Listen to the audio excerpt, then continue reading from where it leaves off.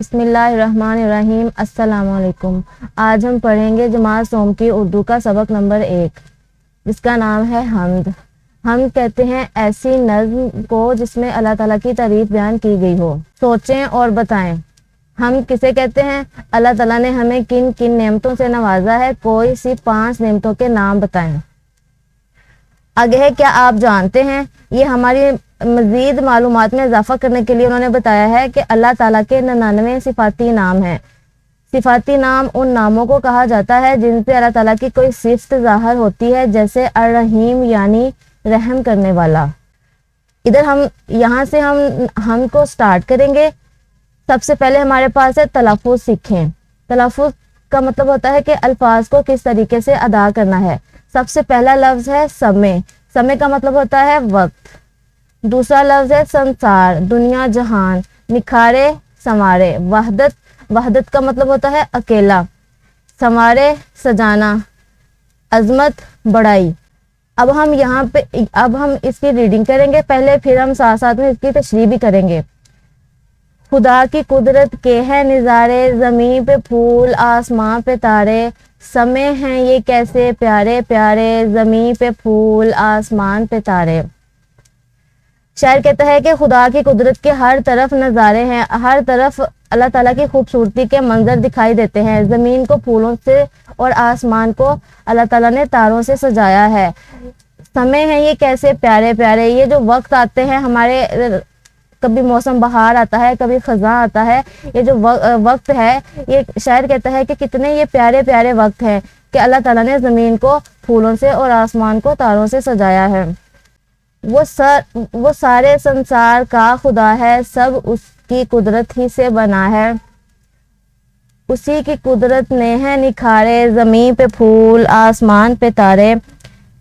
اس شعر میں شاعر کہتا ہے کہ جو ہمارا اللہ ہے وہ صرف ہمارا ہی اللہ نہیں ہے، بلکہ وہ سارے جہاں کا اللہ ہے۔ سنسار کا مطلب ہوتا ہے سارے جہان، دنیا جہان کا خالق و مالک ہے، اور جو کچھ بھی بنا ہے صرف اور صرف اللہ تعالیٰ کی قدرت سے بنا ہے۔ اللہ تعالیٰ ہر چیز پر قادر ہے، اور اسی کی قدرت شاعر کہتا ہے کہ اللہ تعالیٰ نے اپنی شان سے ہر چیز کو بنایا ہے، زمین کو پھولوں سے اور آسمان کو تاروں سے سجایا ہے۔ ٹھہرے اور بتائیں، سنسار بنانے والا کون ہے؟ اللہ تعالیٰ۔ تارے کہاں چمکتے ہیں؟ آسمان پر چمکتے ہیں۔ بتائیں کہ یہ نظم حمد کیوں ہے؟ جیسا کہ ہم نے سب سے پہلے ہی یہ بات پڑھ لی تھی کہ حمد اس نظم کو کہتے ہیں جس میں اللہ تعالیٰ کی تعریف بیان کی جاتی ہے۔ تو یہ نظم حمد صرف اسی لیے ہے کیونکہ اس میں اللہ تعالیٰ کی قدرت اور اللہ تعالیٰ کی تعریف بیان کی گئی ہے۔ یہ باغ ایسے کھلائے کس نے، چراغ ایسے جلائے کس نے، یہ سب خدا ہی نے ہے سنوارے، زمین پہ پھول آسمان پہ تارے۔ سنوارے کا مطلب ہوتا ہے نکھارنا، سجانا، بنانا۔ اللہ تعالیٰ نے یہ خوبصورت پھول جو ہیں باغوں میں سجائے ہیں، باغوں میں کھلائے ہیں۔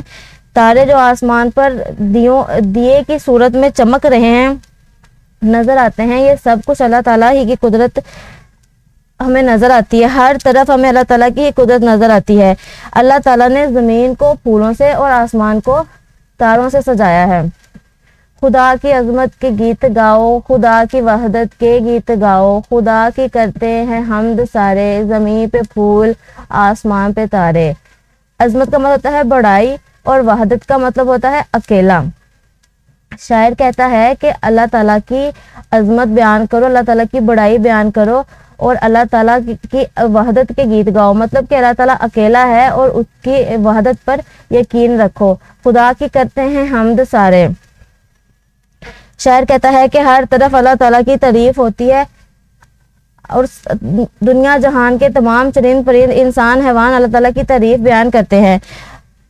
اللہ تعالیٰ نے زمین کو پھولوں سے اور آسمان کو تاروں سے سجایا ہے۔ یہاں سے ہم کی مشق کریں گے۔ سب سے پہلے ہے دیے ہوئے الفاظ کے معنی سمجھیں۔ سب سے پہلا لفظ ہے عظمت۔ عظمت کا مطلب ہوتا ہے بڑائی۔ سنسار، دنیا۔ سنوارے، سجائے یا پھر نکھارے۔ جہان یا جہاں، دنیا۔ قدرت، طاقت یا پھر اختیار۔ سمے، وقت۔ نظم کے مطابق خالی جگہوں میں درست الفاظ لکھ کر مصرع مکمل کریں۔ سب سے پہلے ہے وہ سارے جہاں کا خدا ہے۔ سب سے پہلے میں آئے گا جہاں، زمین پہ پھول، آسمان پہ تارے، خدا کی وحدت کے گیت گاؤ،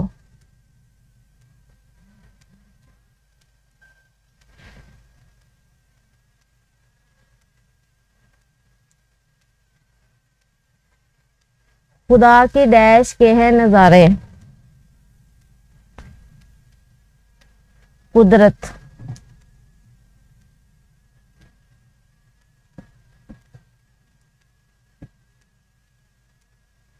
اسی کی قدرت نے ہیں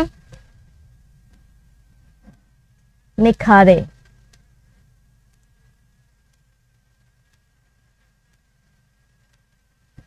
خدا کی کرتے ہیں حمد سارے۔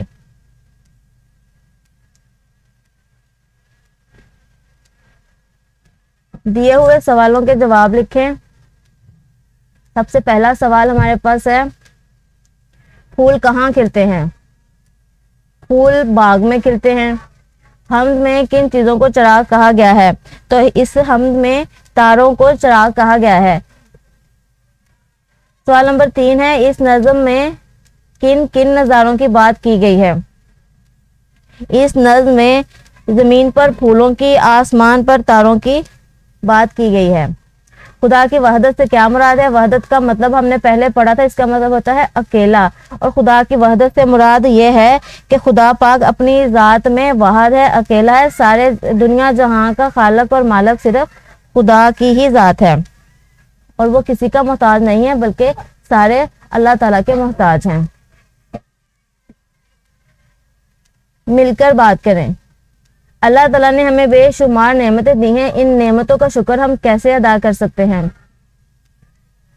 اللہ تعالیٰ کی جو نعمتیں ہیں ان کا شکر ہم اللہ تعالیٰ کی عبادت کر کے ادا کر سکتے ہیں، اللہ تعالیٰ کے بتائے ہوئے طریقوں پر چل کر ادا کر سکتے ہیں۔ اللہ تعالیٰ کے لیے ہم نماز پڑھیں، روزے رکھیں، اور اللہ تعالیٰ کو ایک مانیں، اللہ تعالیٰ کے نبی کو مانیں، اور اس طریقے سے ہم اللہ تعالیٰ کی نعمتوں کا شکر ادا کر سکتے ہیں۔ آپس میں بات چیت کریں اور بتائیں کہ آپ کے پاس اللہ تعالیٰ کی کون کون سی ایسی نعمتیں ہیں جن کے لیے آپ اس کے بے حد شکر گزار ہیں۔ تو یہ آپ سارے اپنی اپنی نعمتیں دیکھیں، اللہ تعالیٰ نے ہمیں بے شمار نعمتیں ادا کی ہیں۔ سب سے بڑی نعمت جو اللہ تعالیٰ نے ہمیں دی ہے وہ یہ ہے کہ ہم اللہ تعالیٰ کے آخری نبی کی امت میں سے ہیں۔ اس کے بعد اللہ تعالیٰ نے جو ہمیں نعمت ادا کی ہے جس کا کبھی ہم شکر ادا کر ہی نہیں سکتے، وہ ہے ہمارے والدین۔ اللہ تعالیٰ نے ہمیں والدین کی نعمت عطا کی ہے۔ اس کے علاوہ اللہ تعالیٰ نے ہمیں پھل پھول اور دنیا جہان کی تمام چیزیں دی ہیں۔ ہمیں ہاتھ، پاؤں، آنکھیں، زبان، سارا کچھ جو ہے یہ سارا کچھ اللہ تعالیٰ کی نعمتیں ہی ہیں۔ اور نعمت وہ ہوتی ہے جس کا حساب نہیں لیا جاتا، اور اللہ تعالیٰ نعمت کا حساب نہیں لیتے۔ لفظوں کا کھیل، خالی جگہ میں درست حروف لکھ کر ہم آواز الفاظ بنائیں اور لکھیں۔ یہ اوپر انہوں نے ہمیں اشارے دیے ہوئے ہیں، ان الفاظ کے ساتھ ہم نے ان کو فل کرنا ہے۔ سب سے پہلے ہے بے، نون، الف، حمزہ۔ یہ ایک بنا بنائی اور دوسرا بنا سجائی، یہ ہم آواز الفاظ ہیں۔ جیم، یہاں پہ آئے گا نون، جیم نون گاف لام جنگل، میم نون گاف لام منگل۔ یہاں پہ آئے گا الف، کاف الف بے لام کابل، اور کاف الف میم لام کامل۔ نون الف تے، نون الف تے الف، نون الف نا تے الف تا، ناتا اور داتا، یہ دونوں ہم آواز الفاظ بن گئے۔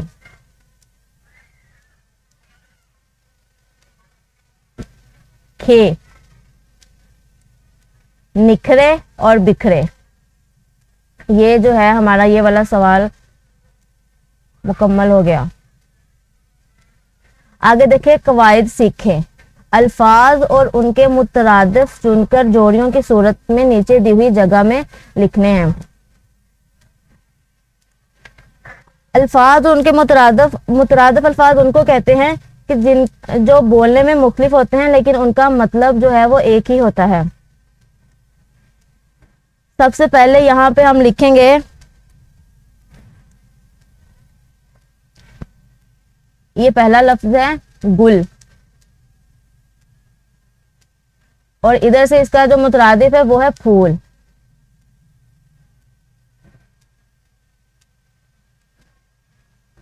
اس کے بعد دوسرا یہ ہے فلک,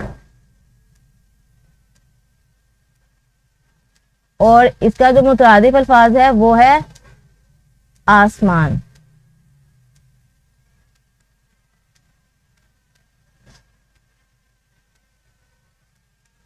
تیسرا لفظ ہے نیک,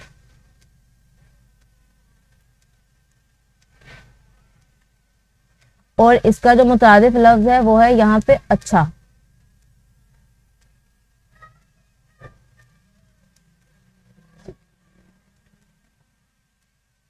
تاریکی,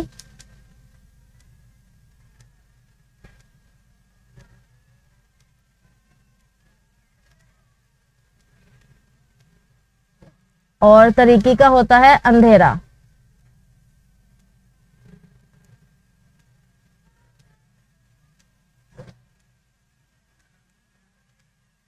دشوار,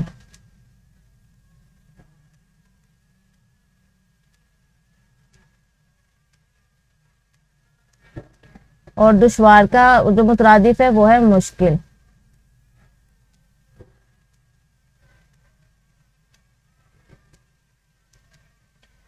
اس کے بعد ہمارے پاس رہ گیا ایک حسین.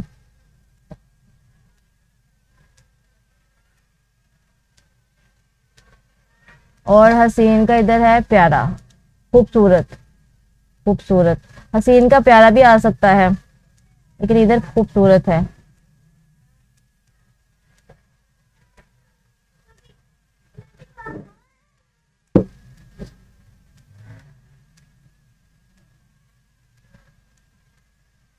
آگے دیکھیں فعل ماضی. فعل کا مطلب ہوتا ہے زمانہ, اور ماضی کا مطلب ہوتا ہے گزرا ہوا. دیے ہوئے جملے غور سے پڑھیں. کل دادا جان بازار سے پھل لائے تھے, رضا پچھلے ہفتے اسلام آباد گیا تھا. اوپر دی ہوئی مثالوں سے پتہ چلتا ہے کہ دادا جان گزرے ہوئے زمانے میں پھل لائے تھے اور رضا بھی گزرے ہوئے زمانے میں اسلام آباد گیا تھا. وہ کام جو گزرے ہوئے زمانے میں ہو اسے فعل ماضی کہتے ہیں. جو ہم پہلے کر چکے ہوں اس کو فعل ماضی کہتے ہیں. دی ہوئی تصویر غور سے دیکھیں اور اس سے متعلق فعل ماضی کے 5 جملے کاپی میں لکھنے ہیں. یہ انہوں نے ہمیں تصویر دی ہوئی ہے. اس میں سب سے پہلے ہیں ابو جان. ابو جان جو ہیں وہ چہل قدمی کر رہے ہیں, تو ہم نے اس کا جملہ بنانا ہے فعل ماضی میں. اس کا جملہ ہم بنائیں گے ابو جان سیر کر رہے تھے, احسن فٹ بال کے ساتھ کھیل رہا تھا, سائمہ پھولوں کے ساتھ کھیل رہی تھی یا سائمہ پھول اکٹھے کر رہی تھی, امی جان کتاب پڑھ رہی تھی, پرندے آسمان پر اڑ رہے تھے.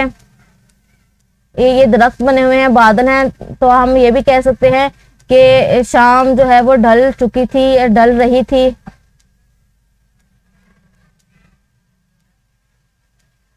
دیے ہوئے اشعار درست تلفظ لے آہنگ اور بانی سے پڑھیں اور پوچھے ہوئے سوالات کے زبانی جوابات دیں.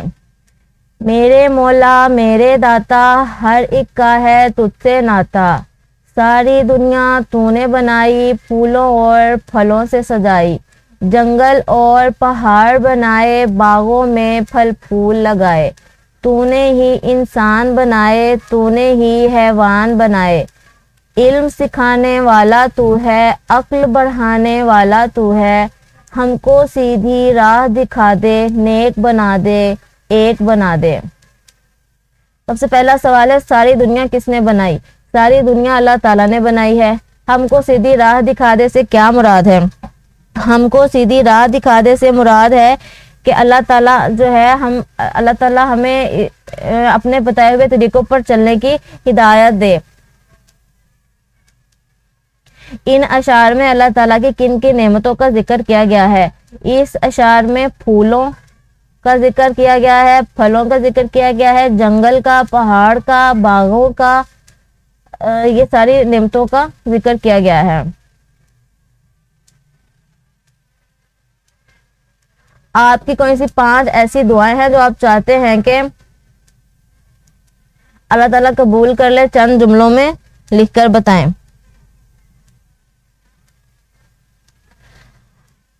اللہ تعالیٰ 5 دعائیں آپ لوگوں نے بتانی ہیں، اور 5 دعائیں ہماری کون سی ہو سکتی ہیں کہ اللہ تعالیٰ ہمارے والدین کو ہمارے سروں پر سلامت رکھے، ہمیشہ ان کا سایہ ہم پر قائم رکھے، اور اللہ تعالیٰ ہمارے علم میں اضافہ فرمائے، اللہ تعالیٰ ہمیں دین اور دنیا دونوں کی دولت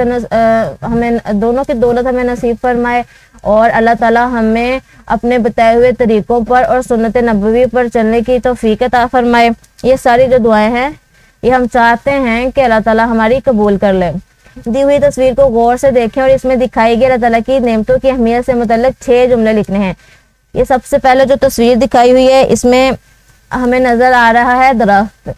درخت جو ہے یہ اللہ تعالیٰ کی نعمت ہے، اس سے ہمیں آکسیجن ملتی ہے اور اس کی لکڑی سے ہمیں بہت زیادہ فائدہ ملتا ہے۔ اس کے بعد درخت پر پھل ہیں اور پھل ہماری صحت کے لیے بہت اچھے ہوتے ہیں۔ اس کے بعد یہ مور ہے، تو اللہ تعالیٰ نے خوبصورتی کے لیے یہ مور پیدا کیے ہیں، خوبصورت پرندے بنائے ہیں جن کو دیکھ کر دل خوش ہوتا ہے۔ پانی ہے اللہ تعالیٰ کی بہت بڑی نعمت ہے جو تمام جانداروں کے لیے بہت ضروری ہے، اور اللہ تعالیٰ نے یہ ایک ہمیں سرسبز شاداب باغ دکھایا ہے، جس کی باغوں کی سیر کرنے سے بھی ہم تازہ دم ہو جاتے ہیں۔ اب لاسٹ پہ دیکھیں، اللہ تعالیٰ کی نعمتوں کی تصاویر پر مبنی ایک سکریپ بک تیار کریں اور کمرہ جماعت میں اس کی نمائش کریں۔ اب آپ سارے بچے مل کر اس کی ایک بک بنائیں سکریپ، اور اس پر مختلف قسم کی اللہ تعالیٰ کی نعمتوں کی تصاویر لگائیں اور کمرہ جماعت میں اپنے تمام دوستوں کے ساتھ اس کی نمائش کریں۔ شکریہ۔